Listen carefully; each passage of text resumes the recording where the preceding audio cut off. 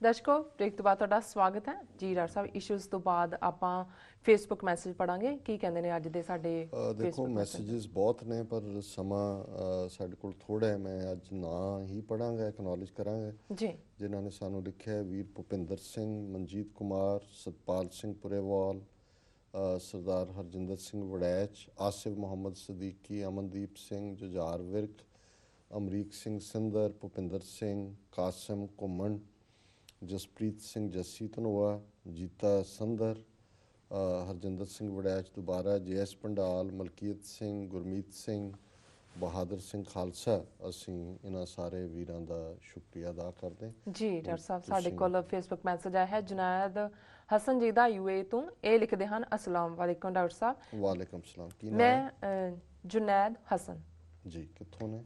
ਇਹ ਹੈਗੇ ਨੇ UAE ਤੋਂ। UAE ਤੋਂ। ਅੱਜ ਕੱਲ੍ਹ ਤਾਂ ਇਹਨਾਂ ਦੇ ਸ਼ੇਖ ਗਏ ਹੋਏ ਨੇ ਦਿੱਲੀ ਜੀ।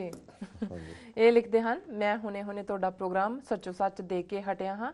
ਨੀਲਮ ਕੌਰ ਅਤੇ ਡਾਕਟਰ ਅਮਰਜੀਤ ਸਿੰਘ ਨੇ ਬੜੀ ਸੁਲਝੀ ਹੋਈ ਪੇਸ਼ਕਾਰੀ ਦਾ ਸਬੂਤ ਦਿੱਤਾ ਹੈ। ਤੁਸੀਂ ਦੋਵਾਂ ਨੇ ਪਾਕਿਸਤਾਨ ਅਤੇ ਭਾਰਤ ਦੇ ਦੋਵਾਂ ਦੇਸ਼ਾਂ ਦੇ ਮੀਡੀਆ ਲਈ ਇੱਕ ਉਦਾਹਰਨ ਸਥਾਪਿਤ ਕੀਤੀ ਹੈ। ਭਾਰਤ ਅਤੇ ਪਾਕਿਸਤਾਨ ਦੋਵੇਂ ਆਪਣੇ ਮੀਡੀਆ ਰੇਟਿੰਗ ਲਈ ਜ਼ਮੀਨੀ ਤੱਥਾਂ ਨੂੰ ਤੋੜ ਮਰੋੜ ਕੇ ਪੇਸ਼ ਕਰਦੇ ਹਨ। ਮੈਂ ਤਾਂ ਤੁਹਾਡਾ ਫੈਨ ਹੋ ਗਿਆ ਹਾਂ, ਰੱਬ ਰਾਖਾ ਜੀ। ਡਾਕਟਰ ਸਾਹਿਬ, ਜੁਨੈਦ ਹਸਨ ਜੀ ਦਾ ਬਹੁਤ ਬਹੁਤ ਸ਼ੁਕਰੀਆ। ਉਹਨਾਂ ਨੇ ਸਾਨੂੰ UAE ਤੋਂ ਲਿਖਿਆ। ਹੁਣ ਤਾਂ ਉਹਨਾਂ ਦੇ ਸ਼ੇਖ ਸਾਹਿਬ ਉੱਥੇ ਸਲੂਟ ਲੈ ਰਹੇ ਨੇ।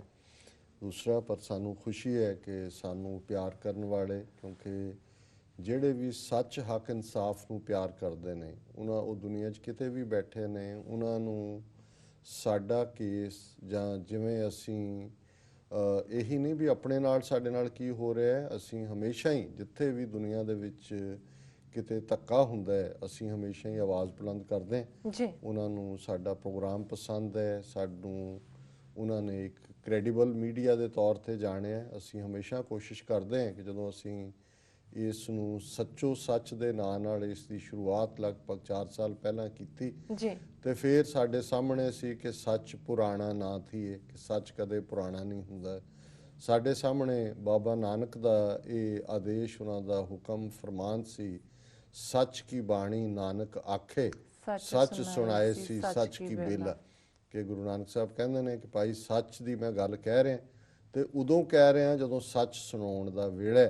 ਸੋ ਇਹ ਅਸੀਂ ਰੱਬ ਤੋਂ ਜਿਹੜਾ ਹੈ ਉਹ ਅਰਦਾਸ ਕਰਦੇ ਹਾਂ, ਅਰਜ਼ੋਈ ਕਰਦੇ ਹਾਂ ਕਿ ਸਾਨੂੰ ਤੌਫੀਕ ਦੇਣ ਅੱਲਾਹ ਤਾਲਾ ਨਿਰੰਕਾਰ ਵਾਹਿਗੁਰੂ, ਕਿ ਅਸੀਂ ਇਵੇਂ ਹੀ ਸੱਚ ਹੱਕ ਇਨਸਾਫ ਦੇ ਰਸਤੇ ਤੇ ਸਾਬਤ ਕਦਮਾਂ ਦੇ ਨਾਲ ਤੁਰਦੇ ਰਹੀਏ। ਤੇ ਹੁਣ ਮੇਰਾ ਖਿਆਲ ਤੁਹਾਨੂੰ ਕਹਿਣ ਦੀ ਲੋੜ ਨਹੀਂ, ਘੜੀ ਵੱਲ ਮੈਂ ਦੇਖ ਰਿਹਾ ਜੀ। ਡਾਕਟਰ ਸਾਹਿਬ, ਮੈਂ ਚਾਹਾਂਗੀ ਕਿ ਤੁਸੀਂ ਅੱਜ ਦਾ ਵਿਚਾਰ ਸਾਡੇ ਦਰਸ਼ਕਾਂ ਨਾਲ ਸਾਂਝਾ ਕਰ ਦਿਓ। ਅੱਜ ਦੇ ਵਿਚਾਰ ਲਈ ਅਸੀਂ ਕਬੀਰ ਸਾਹਿਬ ਦੀ ਬਾਣੀ ਰਾਗ ਗੌੜੀ 52 ਅੱਖਰੀ, ਜਿਹੜਾ ਅਸੀਂ ਇੱਕ ਦਿਨ ਵਿਚਾਰ ਕਰਦੇ ਹਾਂ, ਉਹਦੇ 2 ਸ਼ਲੋਕਾਂ ਨੂੰ ਚੁਣਿਆ ਜੀ। ਬੱਬਾ ਤੇ ਭੱਬਾ, ਕਿਉਂਕਿ ਇਹ ਸਾਡੀ ਵਰਨੈਕੂਲਰ ਦੇ ਸਾਡੇ ਕਾਇਦੇ ਦੇ ਸ਼ਬਦ ਨੇ ਜੀ। ਬੱਬਾ ਬਿੰਦੈ ਬਿੰਦ ਮਿਲਾਵਾ, ਬਿੰਦੈ ਬਿੰਦ ਨਾ ਵਿਚਰਨ ਪਾਵਾ, ਬੰਦੋ ਹੋਏ ਬੰਦਗੀ ਗਹਿ, ਬੰਦਕ ਹੋਏ ਬੰਦ ਸੁਧ ਲਹਿ।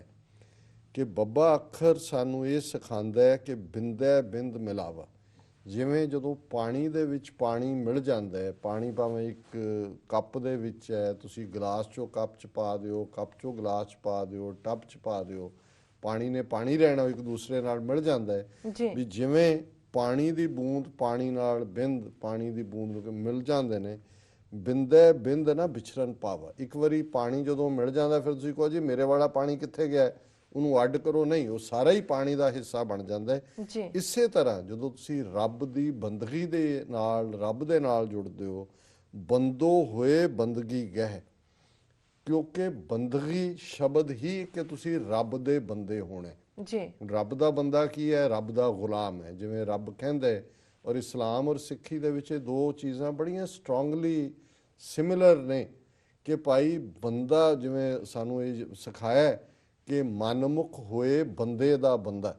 ਅਸੀਂ ਬੰਦੇ ਦਾ ਬੰਦਾ ਨਹੀਂ ਬਣਨਾ, ਸਿਰਫ ਰੱਬ ਦਾ ਬੰਦਾ ਬਣਨਾ। ਤੇ ਜਦੋਂ ਬੰਦੇ ਸੇ ਜੇ ਪਵੇ ਵਿੱਚ ਬੰਦਗੀ, ਬੰਦੇ ਸੇ ਜੇ ਪਵੇ ਵਿੱਚ ਬੰਦੀ, ਤੱਕਣ ਕੋ ਦੀਦਾਰ, ਕਿ ਇਹ ਬੰਦੀ 'ਚ ਪੈਣਾ, ਕੈਦ 'ਚ ਪੈਣਾ ਸਿਰਫ ਰੱਬ ਦੀ, ਔਰ ਉਸ ਦਾ ਬੰਦਾ ਬਣਨਾ। ਬੰਦਾ ਸ਼ਬਦ ਹੀ ਇੱਥੋਂ ਹੈ ਕਿ ਅਸੀਂ ਉਸ ਦੇ ਬੰਦੇ ਬਣਨਾ। ਤੇ ਕਬੀਰ ਸਾਹਿਬ ਕਹਿੰਦੇ ਨੇ ਬੰਦੋ ਹੋਏ ਬੰਦਗੀ ਕਹੇ। ਜੇ ਰੱਬ ਦੇ ਗੁਲਾਮ ਹੋ ਕੇ, ਰੱਬ ਦੇ ਬੰਦੇ ਬਣ ਕੇ ਉਸ ਦੀ ਬੰਦਗੀ ਕਰਾਂਗੇ, ਬੰਦਕ ਹੋਏ ਬੰਦ ਸੁਧ ਲਹਿ। ਫਿਰ ਅਸੀਂ ਜਦੋਂ ਉਹਦੇ ਬੰਦੇ ਬਣ ਜਾਵਾਂਗੇ, ਫਿਰ ਸਾਨੂੰ ਇਸ ਗੱਲ ਦੀ ਸਮਝ ਆਏਗੀ ਕਿ ਮਾਇਆ ਦੀਆਂ ਜੰਜੀਰਾਂ ਕੀ ਨੇ।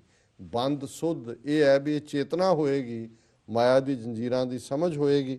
ਔਰ ਭੱਬੇ ਸ਼ਬਦ ਦੇ ਨਾਲ ਕਬੀਰ ਸਾਹਿਬ ਨੇ ਫਰਮਾਇਆ, ਪੱਬਾ ਭੇਦੈ ਭੇਦ ਮਿਲਾਵਾ, ਅਬ ਪਾਉ ਭਾਨ ਭਰੋਸੋ ਆਵਾ, ਜੋ ਬਾਹਰ ਸੋ ਭੀਤਰ ਜਾਣਿਆ, ਭਇਆ ਭੇਦ ਭੂਪਤ ਪਹਿਚਾਨੇ। ਜੀ ਕਿ ਪੱਬਾ ਇਹ ਕਹਿੰਦਾ ਹੈ ਕਿ ਭੇਦੈ ਕਿ ਵਿੱਥ, ਜਿਹੜੀ ਰੱਬ ਨਾਲ ਪਈ ਹੋਈ ਵਿੱਥ ਹੈ, ਉਸ ਨੂੰ ਮਿਟਾ।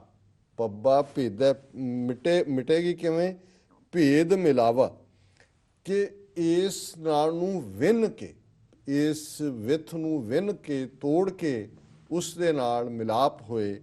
ਤੇ ਜਦੋਂ ਅਬ ਪਾਉ ਭਾਨ, ਤੇ ਜਦੋਂ ਉਹਦੇ ਨਾਲ ਮਿਲਾਪ ਹੋ ਗਿਆ, ਯਾਦ ਦੀ ਬਰਕਤ ਕੀ ਹੋਏਗੀ?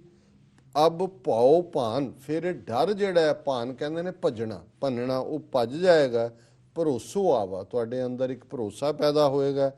ਜੋ ਬਾਹਰ ਸੋ ਭੀਤਰ ਜਾਣਿਆ, ਜਦੋਂ ਭਰੋਸਾ ਆਇਆ, ਫਿਰ ਇਸ ਗੱਲ ਦੀ ਸਮਝ ਆਈ ਕਿ ਜੋ ਰੱਬ ਅੰਦਰ ਵੀ ਤੇ ਬਾਹਰ ਵੀ ਉਹੀ ਹੈ। ਹਰ ਥਾਂ ਰੱਬ ਦਾ ਜਲਵਾ ਹੈ, ਹਰ ਥਾਂ ਰੱਬ ਦਾ ਨੂਰ ਹੈ। ਭਇਆ ਭੇਦ ਭੂਪਤ ਪਹਿਚਾਨੇ, ਜਦੋਂ ਇਹ ਭੇਦ ਪ੍ਰਗਟ ਹੋ ਗਿਆ ਹੈ ਕਿ ਰੱਬ ਅੰਦਰ ਤੇ ਬਾਹਰ ਹਰ ਥਾਂ ਹੈ, ਤੇ ਇਹ ਜਿਹੜਾ ਭੇਦ ਪ੍ਰਗਟ ਹੋਣਾ ਸੀ, ਭੂਪਤ ਪਹਿਚਾਨਿਆ। ਭੂਪਤ ਹੈ, ਪਤ ਕਹਿੰਦੇ ਨੇ ਪਾਤਸ਼ਾਹ, ਦੁਨੀਆ ਦਾ ਪਾਤਸ਼ਾਹ ਰੱਬ।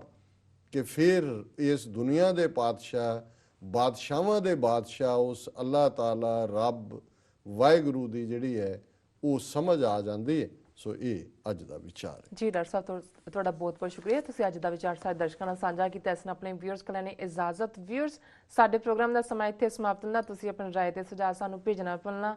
ਸਾਡੇ ਇਸ ਪਤੇ ਤੇ sos@tv84.tv ਤੇ ਅਸੀਂ ਆਪਣਾ ਪ੍ਰੋਗਰਾਮ ਲੈ ਕੇ ਫਿਰ ਦੁਬਾਰਾ ਹਾਜ਼ਰ ਹੋਵਾਂਗੇ। ਤਦ ਤੱਕ ਲਈ ਮੈਨੂੰ ਤੇ ਪ੍ਰਾਰਥਨਾ ਆਗਿਆ ਦਿਓ। ਦੇਖਦੇ ਰਹੋ TV84, ਬੁਲਾ ਦਿਓ ਫਤਿਹ। ਵਾਹਿਗੁਰੂ ਜੀ ਕਾ ਖਾਲਸਾ, ਵਾਹਿਗੁਰੂ ਜੀ ਕੀ ਫਤਿਹ।